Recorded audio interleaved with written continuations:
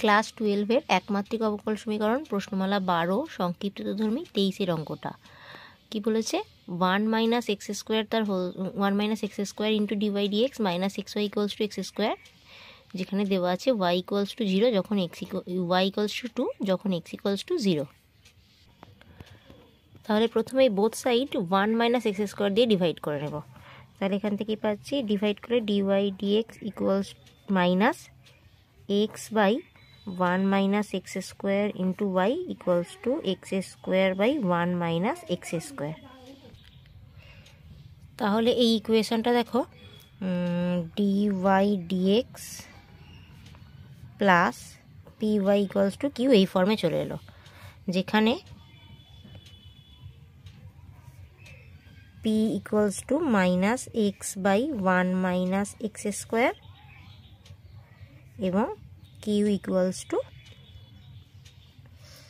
X square by 1 - x square. এবার এই ফর্মে এলে ইন্টিগ্রেটিং ফ্যাক্টর কি হয়, ইন্টিগ্রেটিং ফ্যাক্টর বা সমাকল গুণক হচ্ছে e to the power integration P dx. তাহলে এখানে পি এর মানটা বসিয়ে দেবো e to the power integration minus x by 1 - x square dx. এবার এইটাকে সমাধান করার জন্য ধরে নেব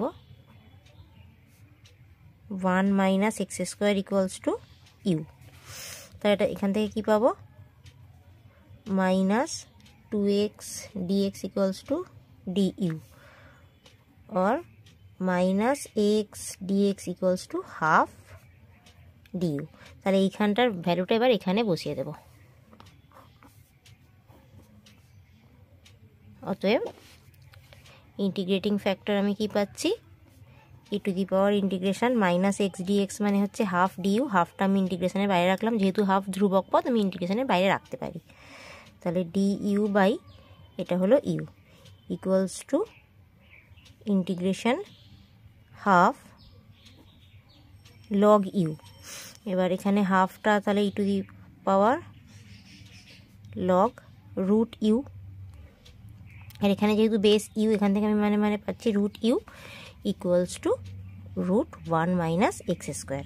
তাহলে ইন্টিগ্রেটিং ফ্যাক্টর পেয়ে গেলাম। এবার এই যে এইটাকে যদি আমি 1 নম্বর ইকুয়েশান ধরি, এবার 1 নম্বর ইকুয়েশানের দুদিকেই এই ইন্টিগ্রেটিং ফ্যাক্টর দিয়ে গুণ করে নেব। তাহলে কি পাচ্ছি, root 1 - x square into dy dx minus x by 1 - x square y into root 1 - x square equals two